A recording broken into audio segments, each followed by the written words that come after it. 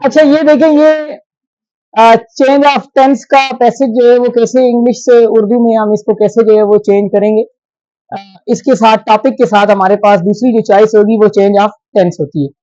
अब change of tense में इसमें जो है वो पहली जो चीज आपने करनी है वो है आइडेंटिफिकेशन ऑफ टेंस। आपको ये पता होना चाहिए कि इसकी टेंस की आइडेंटिटी क्या है। अब आइडेंटिटी आपको पता चलती है किससे, हेल्पिंग वर्ब और वर्ब से पता चलती है। अब अगर आपको ये पता चल जाए कि ये जो हेल्पिंग वर्ब हैं ये फलां फलां टेंस में इस्तेमाल होते हैं और ये जो वर्ब हैं ये फलां फलां टेंसेज में इस्तेमाल होते हैं, तो फिर आप आसानी से आइडेंटिफाई कर लेंगे। देखिए V1 है, V2, V3, V4 and V5, ये 5 हमारे पास फॉर्म ऑफ द वर्ब है। अब ये जो हमारे पास फर्स्ट फॉर्म है ये इस्तेमाल होती है इंडेफिनेट में, ठीक है। अब कौन सा इंडेफिनेट में हो सकती है, ये फर्स्ट फॉर्म होती है प्रेजेंट में भी, प्रेजेंट इंडेफिनेट में भी और फ्यूचर इंडेफिनेट में भी। फ्यूचर इंडेफिनेट में होता ये है कि ये इसके साथ जो है ना विल आर शेल लग जाते हैं और फिर फर्स्ट फॉर्म लगती है, और ये फर्स्ट फॉर्म जो है ना वो पास्ट इंडेफिनेट में भी इस्तेमाल हो सकती है। अच्छा जी, पास्ट में कैसे होती है कि फिर जब डिड लग जाता है ना उसके साथ फिर वर्ब की फर्स्ट फॉर्म लगती है। यानी ये जो फर्स्ट फॉर्म है ये तीनों टेंसेज के इंडेफिनेट में इस्तेमाल हो सकती है।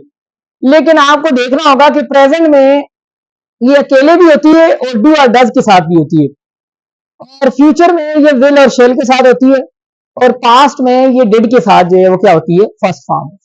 ये जो सेकंड फॉर्म है अगर आपने आइडेंटिफाई करना है तो ये ओनली पास्ट इंडेफिनेट में इस्तेमाल होती है और किसी जगह इस्तेमाल नहीं होती बस। देखिए फर्स्ट फॉर्म को हमने तीनों टेंसेज में इस्तेमाल होते हुए देखा और करते आए, जबकि सेकंड फॉर्म कभी भी पास्ट इंडेफिनेट के अलावा किसी और टेंस में इस्तेमाल नहीं होगी, ठीक है। अब इसी तरह से थर्ड फॉर्म पे आ जाए तो थर्ड फॉर्म जो है वो हमेशा इस्तेमाल होती है कोई भी परफेक्ट टेंस हो, परफेक्ट टेंसेज। ये टेंस नहीं लिखा बल्कि क्या लिखा है, टेंसेज। यानी प्रेजेंट परफेक्ट में भी, पास्ट परफेक्ट में भी और फ्यूचर परफेक्ट में भी। सिर्फ क्या होते हैं, हेल्पिंग वर्ब जो है वो टेंस के क्या होते हैं, अलग होते हैं। प्रेजेंट के हेल्पिंग वर्ब हैज और हैव है, पास्ट का हेल्पिंग वर्ब हैड है और फ्यूचर के हेल्पिंग वर्ब विल हैव या शैल हैव है। और ये जो V4 है ये तमाम कंटिन्यूअस टेंसेज में और परफेक्ट कंटिन्यूअस टेंसेज में यूज होगी। किधर यूज होगी, कंटिन्यूअस टेंसेज में और परफेक्ट कंटिन्यूअस टेंसेज में। तो कंटिन्यूअस टेंसेज में भी इसके साथ हेल्पिंग वर्ब होते हैं, प्रेजेंट के अलग, पास्ट के अलग और फ्यूचर के अलग। प्रेजेंट के इज एम आर, पास्ट के वाज और वर, और फ्यूचर के विल बी और शेल बी। परफेक्ट कंटिन्यूअस में भी हेल्पिंग वर्ब होते हैं, प्रेजेंट के has been, have been, past के हैड बीन और फ्यूचर के विल हैव बीन और शेल हैव बीन। अब ये हमारे पास जो है वो टेंस की शॉर्टकट आइडेंटिटी है कि हम जो है वो लिखी हुई इंग्लिश में इसका टेंस कैसे आइडेंटिफाई करेंगे। पैराग्राफ आपके सामने लिखा हुआ है तो आपको पहले जरा ये देखना और पढ़ते हुए आप ये देखेंगे कौन से टेंस में लिखी हुई है, क्योंकि हमने उर्दू लिखनी है और उर्दू में हमारे पास टेंस की आइडेंटिफिकेशन इंग्लिश से थोड़ी सी क्या है, मुख्तलिफ है। हमने उर्दू की आइडेंटिटी जो है वो कुछ और रखी हुई है as compare to English. English में तो टेंसेज की कुछ और आइडेंटिटी है और उर्दू में क्या है, उनकी कुछ और आइडेंटिटी है। जरा पहले हम ये आइडेंटिफाई करेंगे चेंज ऑफ पैसेज को इंग्लिश टू उर्दू में कि इसका टेंस कौन सा है। चलो टेंस आइडेंटिफाई हो गया, उसके बाद आपने अगली चीज जो देखनी है, आपने ये देखना है कि इसके अंदर जो एक्शंस है वो कौन से एक्शंस परफॉर्म हो रहे हैं। एक्शंस कौन से, जो इंग्लिश लिखी होती है ना वो टाइम और टेंस पे लिखी होती है। टाइम जो है वो बता रहा होता है कि ये जमाना कौन सा है, और टेंस जो है वो एक्शन बता रहा होता है इसके अंदर काम क्या हुआ। अब हमारे पास इंग्लिश में बहुत सारे एक्शन हैं, कुछ एक्शन हैं जो परमानेंट हैं, कुछ एक्शन हैं जो टेम्पररी हैं, कुछ एक्शन हैं जो कंप्लीटेड हैं, और कुछ एक्शन हैं जो फ्यूचर एक्शन हैं, और कुछ एक्शन हैं जो डबल पास्टनेस है। अब हमने ये देखना होता है कि इसके अंदर काम क्या हो रहा होता है, आर्जी काम हो रहा है या मुस्तकिल काम हो रहा है, या कोई काम ऐसा है जिसके मुकम्मल होने के बारे में बता दिया है कि ये काम क्या हो गया है, मुकम्मल हो गया है, कंप्लीटेड एक्शन तो नहीं है, ठीक है। तो हमने ये देखना होता है, वो एक्शंस आपने देखने होते हैं, वो पढ़ते पढ़ते आप साथ समझ जाते हैं। देखिए मिसाल के तौर पर अगर वो इस तरह से लिखा हुआ है कि person is setting on the bank of a river, तो आपको ये नजर आ रहा है कि ये एक बंदा जो है वो दरिया के किनारे बैठा हुआ है। ठीक है, क्या क्या कर रहा है, टेम्पररी एक्शन है उसका। तो टेम्पररी एक्शन को इस हिसाब से जो है वो आप ट्रांसलेट करते हैं, और परमानेंट एक्शन को आप उस हिसाब से ट्रांसलेट करते हैं जिस हिसाब से वो लिखे होते हैं। आपको ये समझ आनी चाहिए कि ये मुस्तकिल काम की बात कर रहा है या आर्जी काम की बात कर रहा है। जैसे अगर वो कहता है कि vehicles are running on the streets, तो वो स्ट्रीट्स जो है उनका काम स्ट्रीट्स पे दौड़ना नहीं है, और उनका काम जो है वो रोड पे चलना है। तो ये थोड़ी सी चीजें जो है वो डिफरेंट होती हैं। आपने एक्शंस को देखना है कि परमानेंट है या टेम्पररी एक्शन है। अच्छा, तीसरा जो काम आपने ये करना है कि आपने ये देखना है कि इसमें सेंटेंस जो है वो कौन सा है। सेंटेंस जो है वो पॉजिटिव है, नेगेटिव है, ठीक है, इंटरोगेटिव है, इंपेरेटिव है, ऑप्टेटिव है और एक्सक्लेमेटरी है। ये आपने लाजमी देखने। चलो एक्शंस आपको समझ ना भी आए, क्योंकि जिसने टेंसेस सही तरह से नहीं पढ़े होंगे उसको एक्शन समझ नहीं आएंगे, लेकिन इसको आपने समझ लेना है कि ये सेंटेंस कौन सा है। ये कोई मुस्बत जुमला है तो हमने उर्दू मुस्बत लिखनी है, कोई नफी वाला जुमला है तो हमने इसकी उर्दू जो है वो नफी में लिखनी है, उसमें नफी के अल्फाज का जो है वो हमने इस्तेमाल करना है। कोई सवालिया जुमला है तो हमने उर्दू में भी उसको सवाल की तर्ज पर ही लिखना है। ये नहीं है कि इधर सवालिया था और आपने उसकी उर्दू करते हुए उसको मुस्बत बना लिया, ये काम आपने नहीं करना। इंट्रोगेटिव है तो उसकी उर्दू भी है वो सवालिया जुमले की ही जैसी लिखेंगे, और उसी तरह के पंक्चुएशन भी क्या करेंगे, इस्तेमाल करेंगे। इंपेरेटिव है यानी कोई जिसमें हुक्म दिया हुआ है, कोई जिसकी रिक्वेस्ट की हुई है, दरखास्त की हुई है, कोई इल्तिजा की हुई है, किसी को कोई मशवरा दिया हुआ है, किसी को कोई जो है वो मना किया हुआ है, किसी काम से रोका हुआ है, किसी को जो है वो ऑर्डर दिया हुआ है, कमांड दी हुई है, तो आपने उस लिहाज से उसकी उर्दू भी लिखनी है। ठीक है, आपने ये नहीं करना कि उसको जो है वो किसी और जो है वो फॉर्म में आप क्या कर दें, बदल दें। अब इसके साथ जो है वो ऑप्टेटिव सेंटेंसेस भी होते हैं। ऑप्टेटिव सेंटेंसेस, अब वो ऑप्टेटिव सेंटेंसेस कौन से सेंटेंसेस होते हैं। अब ऑप्टेटिव सेंटेंसेस जिनमें आपने किसी को कोई दुआ दी हो, किसी को कोई बदुआ दी हो, कोई ख्वाहिश का इजहार किया हो, किसी के लिए नेक ख्वाहिशात की हो, किसी को जो है वो वेलकम किया हो, किसी को ग्रीट किया हो, तो उस लिहाज से उसकी उर्दू तर्जमा आपने लिखना है। ये नहीं है कि आपने जो है वो ऑप्टेटिव जुमला था और उसका तर्जमा पॉजिटिव जुमले में कर दिया। अब वहां इंग्लिश में ऑप्टेटिव था, आपको ट्रांसलेशन का कहा है, आपको सेंटेंस चेंज करने का तो नहीं कहा उसने। उसने ऊपर आपको डायरेक्शन दी है कि change into Urdu, change the following passage into Urdu, यानी ये जो बात इंग्लिश में लिखी हुई आप इसको क्या कर दें, उर्दू में बदल दें। एक्सक्लेमेटरी सेंटेंस है। अब एक्सक्लेमेटरी सेंटेंस जो है उसको आप कैसे चेंज करेंगे, यानी एक्सक्लेमेटरी सेंटेंसेस वो होते हैं जिनमें आपने जो है वो गमी या खुशी का इजहार किया होता है, या हैरानगी का इजहार किया होता है, या आप जो है वो किसी डर या खौफ का इजहार कर रहे होते हैं, या आप जो है वो किसी परेशानी का इजहार कर रहे होते हैं, तो एक्सक्लेमेटरी जुमला होता है। जब आप उसकी उर्दू लिखते हैं तो आप उसी लिहाज से लिखें जिस लिहाज से वो जुमला इंग्लिश में लिखा हुआ है। ये तीसरी बात होती है। चौथी बात आप ये देखें कि आप उस पैराग्राफ की नरेशन चेक करें। ये बहुत लाजमी बात होती है कि वो पैराग्राफ डायरेक्ट में लिखा हुआ है तो आपने उर्दू में भी उसी तरह लिखना है, यानी किसी के अल्फाज हू बहू लिखे हुए हैं, डायरेक्ट नरेशन है, और किसी के अल्फाज को अपने लफ्जों में लिखा हुआ है, वो क्या है, इनडायरेक्ट नरेशन है। आगे हम पढ़ेंगे भी, हमारा टॉपिक भी है ये क्वेश्चन भी है हमारा डायरेक्ट और इनडायरेक्ट नरेशन की चेंजिंग का। लेकिन ट्रांसलेशन के पैसेज में आपने देखा कि उसने जो ट्रांसलेशन का पैसेज दिया हुआ है उसमें कोई एक दो जुमले ऐसे हैं जो कि डायरेक्ट नरेशन में लिखे हुए, और आपने उर्दू करते हुए कोई ख्याल नहीं रखा और आपने ऐसी खींच दी, ऐसी एक जुमला लिख के आखिर में डेश लगा दी, उसमें कामे किधर लगाए आपने, उसमें आपने जो है वो कोसेन जिसको कहते हैं वो आपने नहीं लगाए, उसमें आपने जो है वो सख्ता नहीं लगाया, और आपने उसी तरह से उठाया, आपने उसके अल्फाज ही अपने अल्फाज में लिख दिए, हालांकि उसने वहां पे डायरेक्ट नरेशन लिखी हुई है। जिसके जो अल्फाज हैं आपने उसी तरह से उठा के उसको उसका तर्जुमा भी करना है, उसको अपने लफ्जों में चेंज नहीं करना। यानी जो डायरेक्ट नरेशन है तो डायरेक्ट नरेशन उर्दू में भी उसी को डायरेक्ट में ही लिखो, और जो इनडायरेक्ट नरेशन है उर्दू करते हुए भी उसको उसी तरह से इनडायरेक्ट में लिखो। आपने उसको जो है वो नरेशन उसकी चेंज नहीं करनी होती। और फिर एक और बात ये होती है कि बार दफा जुमला जो है वो पैसिव में लिखा होता है या एक्टिव में लिखा होता है, ये भी देखें, ठीक है ना। एक्टिव या पैसिव में लिखा होता है, आपने उसकी वॉइस भी चेंज नहीं करनी। जो उसकी वॉइस है आपने उसी वॉइस के अंदर जो है वो क्या करना है, उसको चेंज करना है। देखो ट्रांसलेशन के पैसेज के लिए ये 5 बुनियादी काम है। ये 5 ऐसे बुनियादी काम है जिनकी बिना पर आपकी ट्रांसलेशन करेक्ट समझी जाती है। और फिर कुछ ऐसे छोटे काम हैं जिनको करने से आपकी ट्रांसलेशन के नंबर मुकम्मल हो जाते हैं। ठीक है, ये तो आप जब ट्रांसलेशन करेंगे तो ये करेक्ट आपकी मानी जाएगी, ये करेक्ट जो है वो ट्रांसलेशन है। अब जो ऐसे काम है, जो इसके बाद के काम है, वो ये है कि आपने करेक्ट यूज ऑफ पंक्चुएशन करना है। आपने जो उर्दू के रमूज और औकाफ है ना, उनका सही इस्तेमाल करना है उर्दू में भी।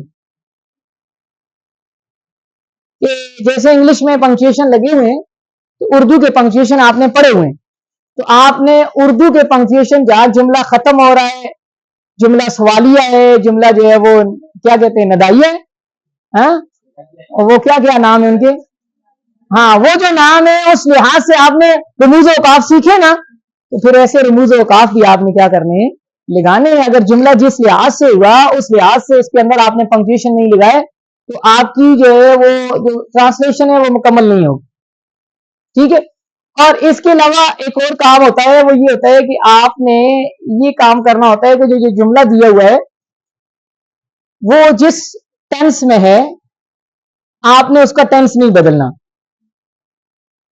प्रेजेंट में है तो प्रेजेंट ही रखना, पास्ट में है तो पास्ट ही रखना आपने, और फ्यूचर में है तो फ्यूचर ही रखना है। मैंने शुरू में कहा था कि आपको टेंस आइडेंटिफाई करेंगे। वो क्यों आइडेंटिफाई करेंगे कि आपने ट्रांसलेशन में उर्दू के जो पहचान आपके जहन में उर्दू की है, उर्दू के टेंसेस की, उस लिहाज से आपने उसको क्या कर लेना है, अब उसके कंसर्न जो है वो जो रिस्पेक्टिव जो है वो टेंस है आपने उसमें चेंज करना है। टेंस में टेंस जो है जो रिस्पेक्टिव टेंस है उसमें ही चेंज करेंगे जिसमें दिया हुआ है। ये ट्रांसलेशन के पैसेज के कुछ बुनियादी बातें, कुछ जो है वो अहम सी बातें हैं, आप इनको चेंज करते। अच्छा, स्टूडेंट को चेंज करते हुए एक और बड़ा मसला होता है। जो स्टूडेंट को मसला होता है वो क्या होता है कि उनको ये समझ नहीं आ रही होती कि ये जुमला कहां से शुरू हुआ और कहां तक जा रहा है और हमने ट्रांसलेशन कहां तक करनी है।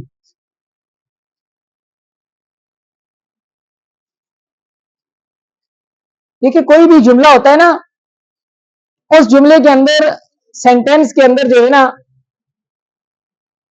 सेंटेंस के अंदर जो है वो फ्रेज हो सकती है, क्लास हो सकती है, और क्लास में इंडिपेंडेंट भी हो सकती है और डिपेंडेंट भी हो सकती है। 2 क्लासेस हो सकती हैं, एक भी हो सकती है और 2 भी हो सकती है। आप ये देखेंगे इसी जुमले के अंदर जहां पर फुल स्टॉप आखिर में लगा हुआ है उससे पहले कहीं कामे लगे हुए हैं। क्या लगे हुए हैं? मुख्तलिफ जगहों पे कामे लगे हुए हैं और फुल स्टॉप जाके कहीं दूर लगा हुआ है। वो जो जहां जहां कामे लगे हुए हैं वो शॉर्ट पास है। या तो वो फ्रेज जो है वो क्लास से अलग हो रही है, या वो डिपेंडेंट क्लास जो है वो इंडिपेंडेंट क्लास से क्या हो रही है, अलग हो रही है। अब आपने उस पूरे जुमले को पढ़ना है कि ये जुमला कहां से शुरू होकर कहां पे खत्म हुआ और इसके अंदर उसने क्या बात की है। अगर उसको आपको वो सारी बात समझ आ रही है तो आपने उसको उठा के उन तमाम बातों को एक जगह जोड़ के एक जुमले के अंदर जो है वो आप लिख सकते हैं।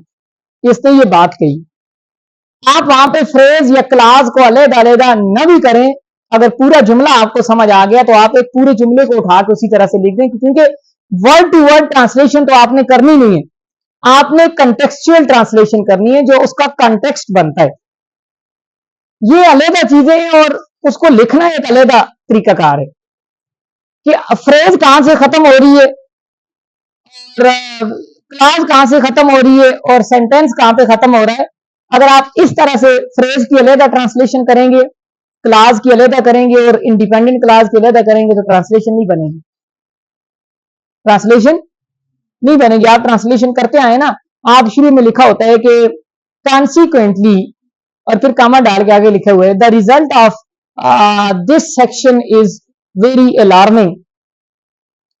अब आप ये भी लिख सकते हैं नतीजतन, फिर कामा डालेंगे, इस रिजल्ट का सेक्शन जो है वो बड़ा ही खराब है। अब जुमला क्लोज कर देंगे। अब फॉर एग्जांपल आप उसको इस तरह भी लिख सकते हैं, इस सेक्शन का रिजल्ट नतीजतन बहुत ज्यादा खराब है। आपने फ्रेज को उसके अंदर क्या कर दिया, मिक्स कर दिया। वो जो शुरू में जो वर्ड था, जो ट्रांजिशनल डिवाइस थी, उसको भी आपने क्या कर दिया, उसके अंदर मिक्स कर दिया। तो आपने ये देखना है कि जुमला कहां से शुरू हो रहा है और कहां पे खत्म हो रहा है। फिर उस जुमले का कॉन्टेक्स्ट बनाना है कि इस जुमले के अंदर वो क्या बात कर रहा है। अगर वो बात मुस्बत जुमले की सूरत में कर रहा है, तो आपने दोबारा ट्रांसलेशन मुस्बत जुमले की सूरत में लिखनी है, नफी की सूरत में लिखनी है, सवालिया जुमले की सूरत में लिखनी है, लेकिन कंटेक्चुअल ट्रांसलेशन करनी है, वर्ड टू वर्ड ट्रांसलेशन आपने नहीं करनी। किताब है किसी के पास, किताब दो, एक पैसेज उठाएंगे। अच्छा, आप देखें कि यहां से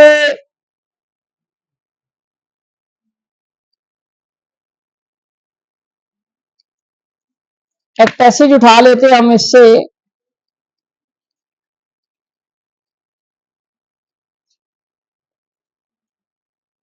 ये जो चैप्टर है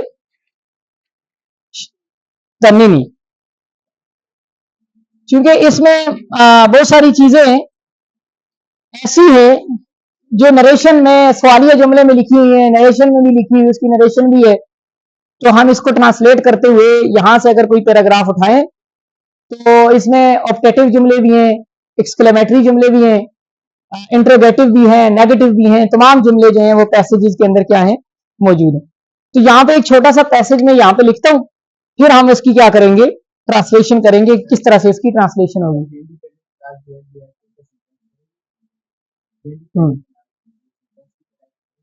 करेगी, डिपेंडेंट नहीं कर सकती, डिपेंडेंट पार्ट होती है इंडिपेंडेंट का, डिपेंडेंट अकेला सेंटेंस नहीं हो सकती। ठीक है, अब देखें कि मैं एक यहाँ पे पैसेज लिख लेता हूँ, इसको देखें, फिर हम इसको ट्रांसलेट करेंगे।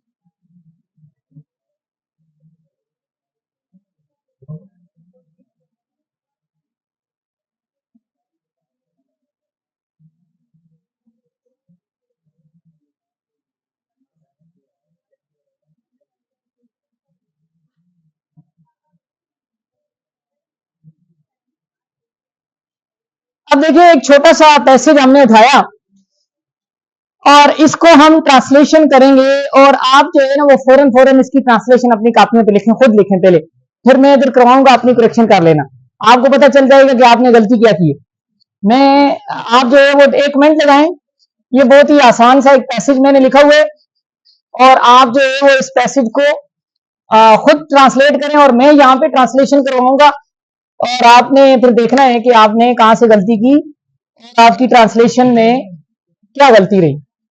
ठीक है, अब ये लेकिन ट्रांसलेशन करते हुए आप जो प्रॉपर नाउन होता है ना, उस प्रॉपर नाउन को आप चेंज नहीं कर सकते, जो उसका नाम है आप वही रखते हैं, जो कॉमन नाम है वही रखते हैं आप, नाउन को आप चेंज नहीं करते। उर्दू में भी आप जो है वो नाउन वही होता है, आप उसका सिर्फ उर्दू नेम लिख लेते हैं बाज दफा, या वही जो उसने इंग्लिश में लिखा हुआ है वही नेम आपका उसका लिखते हैं। बाकी आप जो है वो ट्रांसलेशन की चीजें जो है उसमें उर्दू तर्जुमा उनका लिख सकते हैं, ठीक है, लेकिन नाम को नाम ही ऐसी जो है वो नाउन को तो ऐसे ही लिखा जाता है। बाकी एक्शन है, वर्ब है, एडवर्ब है, एडजेक्टिव है, उनको आप उस लिहाज से उर्दू में लिख सकते हैं। यानी आप बगैर टाइम जाया किए इधर उधर देखे, ये एक दूसरे की तरफ देखे बगैर आप जो है वो जल्दी जल्दी इसका तर्जुमा लिखें जो आपके जहन में है। यानी आप जो भी लिखना चाहते हैं उसका जो तर्जुमा करना चाहते हैं वो मैंने आपको कहा आप कर सकते हैं। हाँ भाई, आया होती है, देखभाल करने वाली होती है, नौकरानी होती है, ठीक है, जो आया होती है वो गवर्नेंस होती है, देखभाल करने वाली होती है, ठीक है, या बच्चों की जो है वो टीचर होती है, उस्तानी होती है, उसने कुछ भी उसकी देखभाल के लिए उसने खातून को रखा हुआ था। द गवर्नेंस निगरान भी होती है, निगरान का लफ्ज इस्तेमाल किया जाता है। ये यानी आप जल्दी जल्दी जो है वो इसको ट्रांसलेट करें ताकि फिर मैं इसको ट्रांसलेशन करूंगा, तर्जुमा करूंगा, तो फिर आप देखेंगे कि किस तरह से इसका तर्जुमा लिखा जाएगा।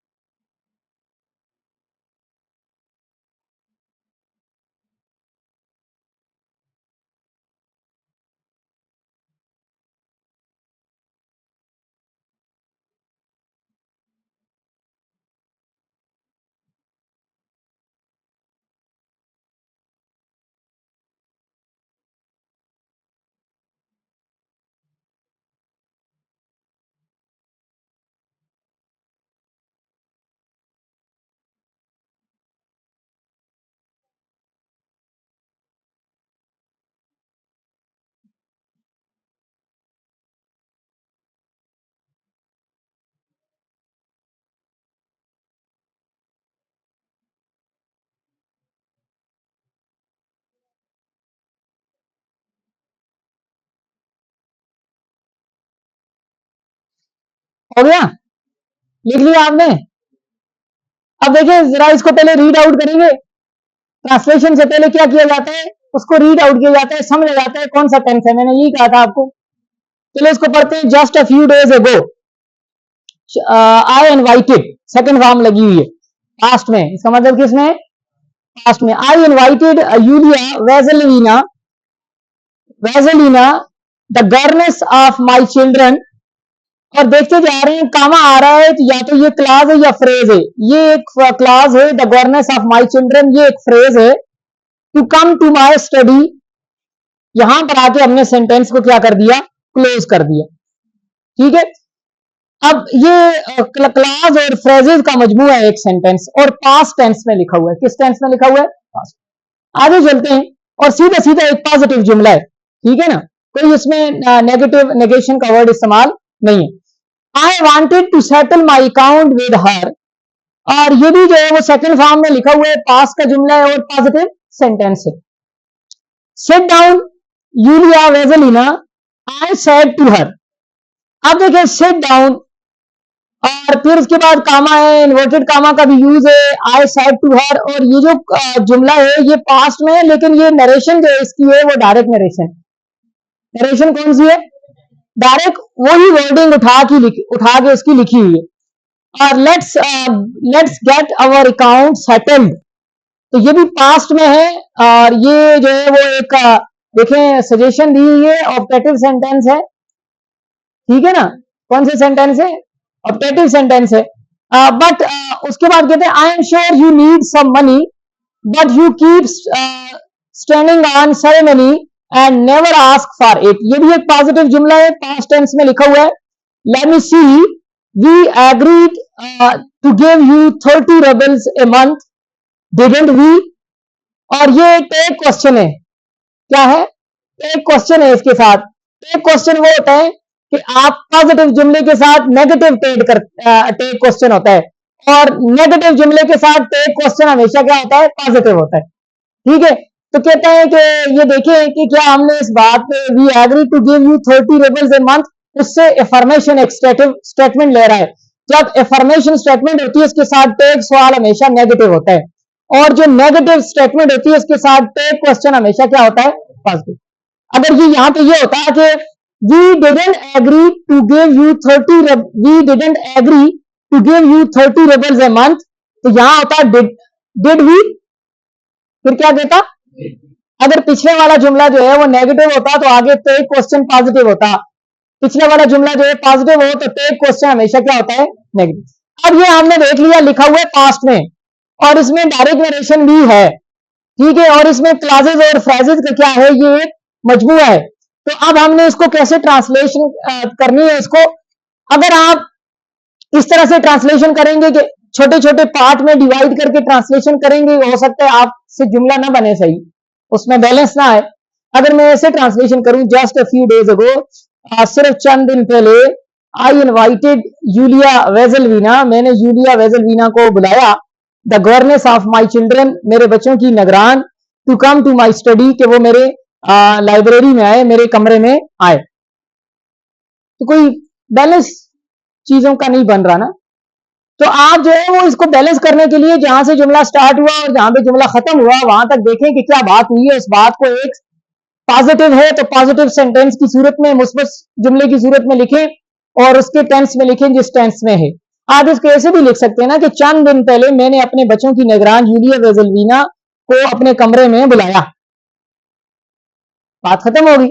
फिर आप लिख सकते हैं I wanted to settle my account with her, मैं उसके साथ अपना हिसाब किताब बराबर करना चाहता था, हिसाब किताब करना चाहता था, यानी उसको तनख्वाह देना चाहता था। I wanted to settle my account, to settle my account, settle my account ये ईडीएम है, इसका मतलब होता है हिसाब किताब करना, खाता क्लियर करना। ठीक है, पैसों का लेन देन क्लियर करना, उसको कहते हैं सेटल माई अकाउंट। ठीक है, sit down Yulia Vezhlina, I said to her, बैठ जाओ, इसको इसी तरह इन्वर्टेड कामा में लिखो।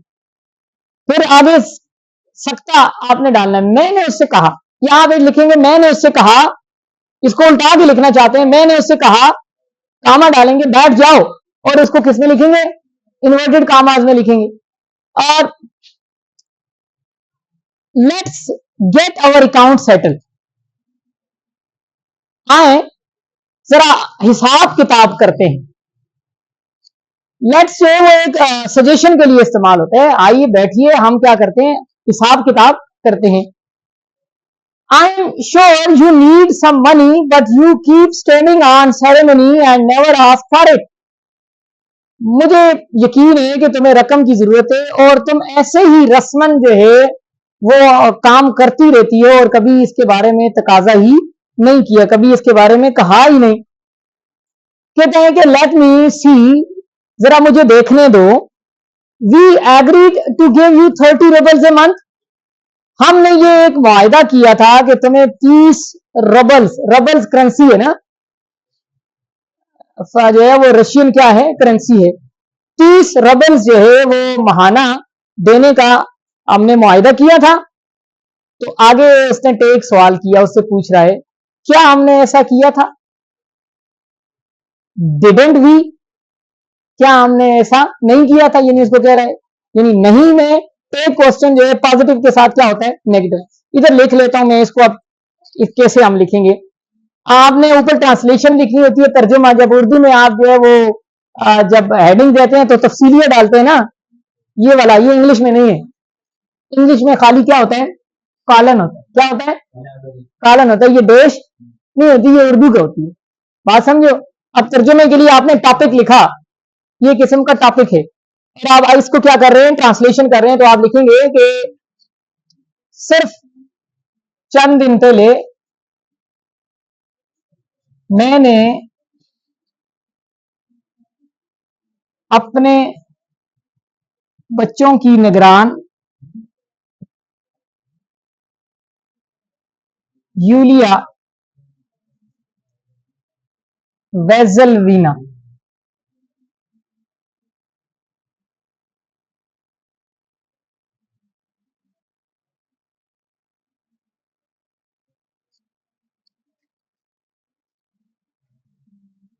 को अपने पढ़ाई वाले कमरे में बुलाया। अब यहां पर देखें, सिर्फ चंद दिन पहले। अब यहां पे आपने पंक्चुएशन का यूज करना है। ये देखिए, ये एक शॉर्ट पास है, सत्ता देंगे सिर्फ चंद दिन पहले मैंने अपने बच्चों की निगरान, यहां पे सत्ता देंगे, ठीक है। यूलिया वेजलवीना को यहां पे भी आप जो है वो शॉर्ट पास दे सकते हैं कि इसका नाम आपने लिखा, को अपने पढ़ाई वाले कमरे में बुलाया। बात खत्म होगी तो आपने यहां पे डैश डाल देनी। और कहता है कि I wanted to settle my account with her. मैं उसके साथ पैसों का या लेन देन का हिसाब किताब बराबर करना चाहता था। पॉजिटिव जुमला था, हमने ऐसे ही उसको क्या किया, पॉजिटिव जुमले में चेंज कर दिया, ठीक है। Sit down Yulia Vezhlina, I said to her. अब इसको आप इसी तरह से भी लिख सकते हैं, स्टेटमेंट जैसे इसने दी हुई है, पहले रिपोर्टेड स्पीच दी हुई है, तो आप ऐसे भी लिख सकते हैं, उल्टा के भी लिख सकते हैं। आप ऐसे भी लिख सकते हो कि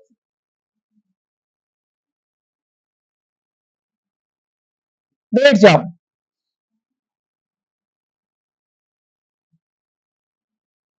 यूलिया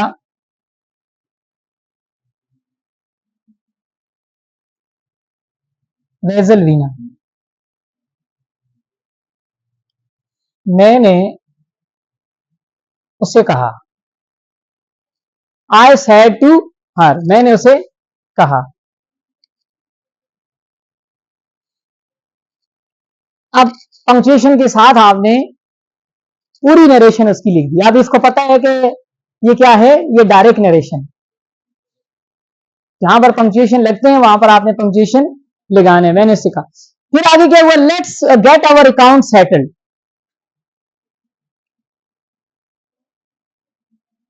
आए अपना हिसाब किताब बराबर करते हैं।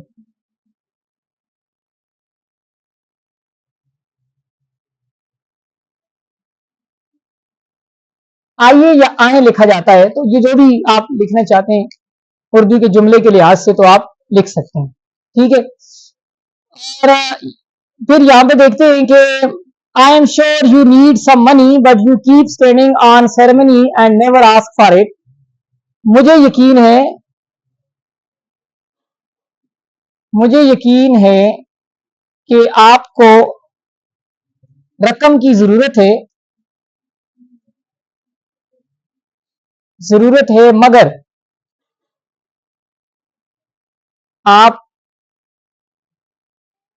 रस्मन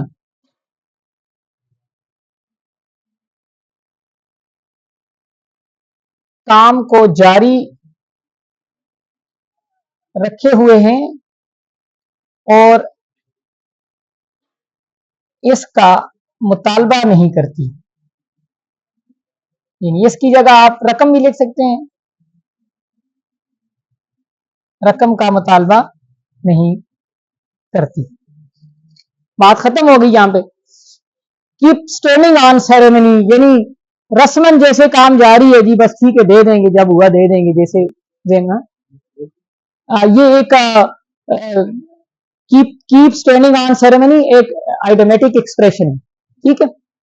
for it let me see we agree to give you, तो जरा मुझे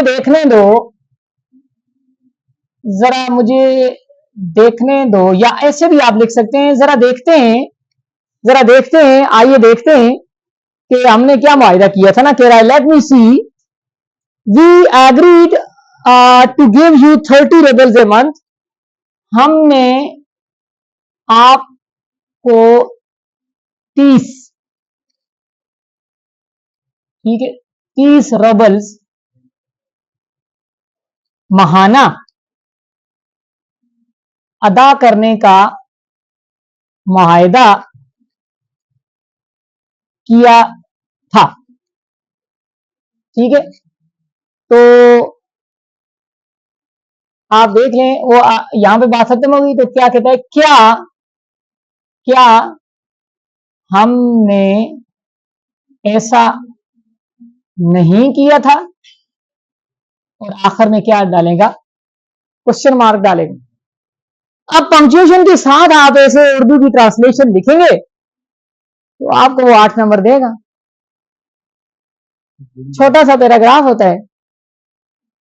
अब देखो जो मैंने आपको छोटा सा एक पैराग्राफ हल करवाया, ये इसका एक तरीका है। अगर आपको किसी को रमूज औकाफ का मसला है तो तारक साहब की वीडियोस खोलकर रमूज औकाफ वाली इनके चैनल से जाके वहां से देख लो। आप समझो कि पंक्चुएशन कहां कहां लगानी है उर्दू में, या उर्दू का जुमला कैसे बैलेंस लिखना है। मुझे भी इतनी सही बैलेंस उर्दू लिखनी नहीं आती, लेकिन फिर भी मैंने कोशिश की है कि बैलेंस जुमला हो उर्दू का, ठीक है ना। वहां से जाके आपने रमूज औकाफ वाली जो है वो वीडियो देख लेनी है कि रमूज औकाफ कहां कहां लगते हैं, ये कहां कहां इस्तेमाल किए जाते हैं, ठीक है ना।